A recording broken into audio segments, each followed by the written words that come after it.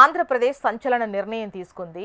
AP ప్రభుత్వం అనుమతి లేకుండా ఏర్పాటు చేసే హోర్డింగ్స్పై కఠిన చర్యలు తీసుకోబోతోంది. నిబంధనలు ఉల్లంఘించిన వారికి రోజుకు 50,000 రూపాయల జరిమానా విధిస్తారు. మళ్లీ తప్పు చేస్తే ఆ ఏజెన్సీ లైసెన్స్ రద్దు చేస్తారు.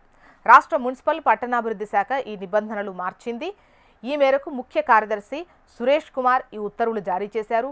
నగరాలు, పట్టణాల్లో హోర్డింగ్లు పెట్టాలంటే స్థానిక మున్సిపాలిటీ, కార్పొరేషన్లు, నగర పంచాయతీల నుంచి తప్పనిసరిగా అనుమతి తీసుకోవాలి.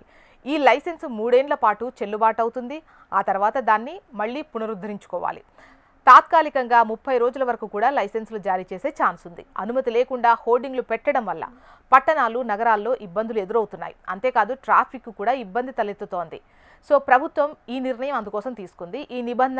ఈ కొత్త నిబంధనలు ప్రకటనల బోర్డుల నిర్వహణను మరింత క్రమబద్ధీకరిస్తాయని చెప్పొచ్చు. ప్రభుత్వం హోర్డింగ్ల ఏర్పాటుపై కొత్త నిబంధనలు అయితే తీసుకొచ్చింది. ఇకపై అన్ని హోర్డింగ్లపై అనుమతి నెంబర్, ప్రింటర్ వివరాలు, సంప్రదించాల్సిన ఫోన్ నెంబర్ తప్పనిసరిగా ఉండాలి. అవసరమైతే హోర్డింగ్పై జీఎస్టీ నంబర్ కూడా ప్రింట్ చేయాల్సి ఉంటుంది.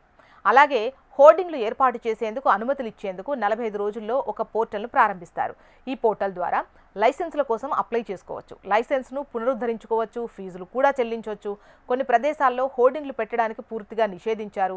దేవాలయాలు, మసీదులు, చర్చ్లు, హాస్పిటల్స్, ప్రభుత్వ కార్యాలయాలు, విగ్రహాల దగ్గర అండ్ స్కూల్స్, ట్రాఫిక్ కూడళ్లు, రోడ్ల మధ్యలో అంటే మీడియన్స్లో, వంతెనలు, రైల్వే క్రాసింగ్లు, వాహనాల రాకపోకలకు అడ్డుగా ఉండే చోట, వారసత్వ భవనాలు కావచ్చు, పురావస్తు ప్రాంతాల్లో హోర్డింగ్లు పెట్టకూడదు. అలాగే అసభ్యకరమైన ఈ పొగాకు, మద్యం, మత్తు పదార్థాలకు సంబంధించిన హోర్డింగ్లకు అనుమతి లేదు. అంతేకాదు విద్వేషాన్ని రెచ్చగొట్టే, కుల మతాలను కించపరిచే హోర్డింగ్లకు అనుమతి ఉండదు. ఈ కొత్త నిబంధనల ప్రకటన రంగంలో పారదర్శకతను పెంచడంతో పాటు ప్రజలకు ఇబ్బంది కలగకుండా చూడడమే లక్ష్యంగా పెట్టుకున్నారు.